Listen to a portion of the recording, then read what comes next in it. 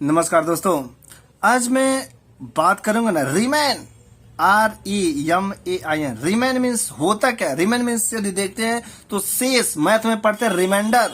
देखिए मैथ में पढ़ते हैं रिमाइंडर शेष, लेकिन यहाँ पर जब सेंटेंस में यूज करते हैं ना, whenever we use in any sentence then there is no meaning. यहाँ पर कुछ खास मीनिंग नहीं आता कि शेष और शेष कुछ ऐसा वैसा कुछ नहीं आते भाई। रिमेन का यूज कैसे तरीके से आते? किसी काम को बने रहना, बरकरार, उस काम पर बरकरार अर्थात लगे रहना, उस जगह पर रिमेन का यूज किया जाता है। बने रहना या उस काम पर बरकरार रहना, राइट। सबसे पहले देखेंगे इसका दो तरीके से इसको बनते हैं।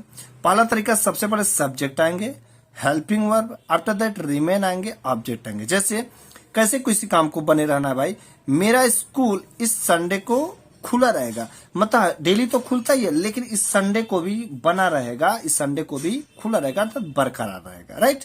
तो मेरा स्कूल इस संडे को भी खुला रहेगा, इस संडे को खुला रहेगा अर्थात इस संडे को भी बरकरार रहेगा। ओके, तो सबसे पहले सब्जेक्ट लिखना है, तो मेरा स्कूल तो सब्जेक्ट हो गया। हेल्पिंग वर्ब खुला रहेगा, गागेगी, विल से लाएंगे तो विल आएगा।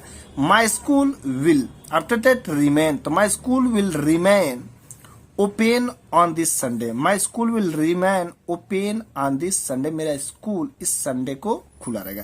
तो सब्जेक्ट हो गया, will sell, helping verb, remain, after that verb और आफ्टर दैट ऑब्जेक्ट। ओके, दूसरा तरीका सेंटेंस आएगा, जो भी सेंटेंस रहेगा उसके बाद से टू आएगा, रिमेन आएगा, ऑब्जेक्ट आएगा। ओके, क्या बातें है भाई? तुमने उससे चुप रहने को कहा, तुमने उससे कहा, राइट, तुमने उससे कहा, इसका क्या करने को भाई? चुप रहने को, अर्थात बरकरार, चुप्पी का बरकरार रखने के लिए कहा है।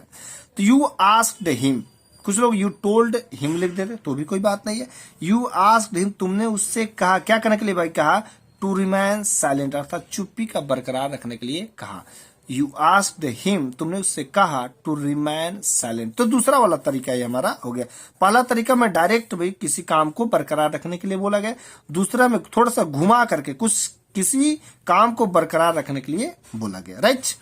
अब देखते हैं, मैं लंबे समय तक वहां खड़ा रहा। भाई खड़ा रहा, लंबे समय तक खड़ा रहने की बरकरार लंबे समय तक थी, तो आई रिमेंड, पास्ट इंडिफिटेंस में है ना, तो आई रिमेंड स्टैंड, मैं खड़ा रहा, I remained stand there till long time, till long time या फॉर लॉन्ग टाइम ऐसे भी यूज कर सकते हैं।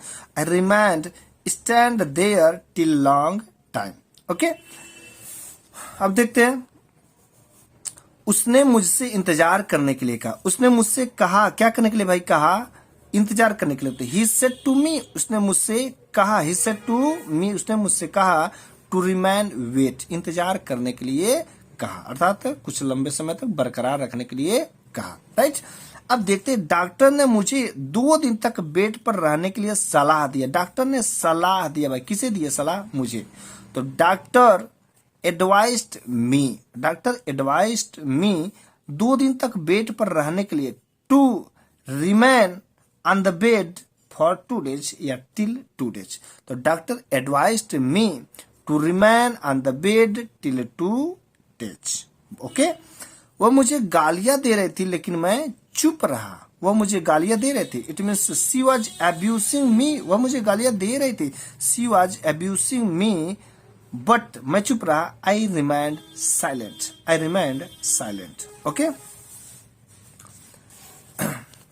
मम्मी मुझे डांटती रही, मम्मी मुझे डांटते, अर्थात डांटने का प्रक्रिया चलता रहा। मम्मी मुझे डांटते, तो मम्मी रिमाइंड, मम्मी मुझे डांटती रही, mummy remind scold to me, mummy remind scold to me.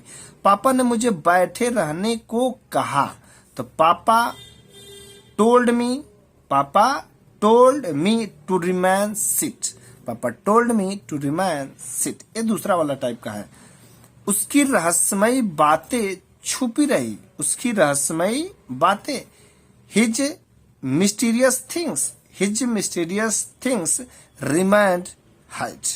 Okay, 4 दिनों तक बिना पानी का रहा, ही remained live without water till 4 days।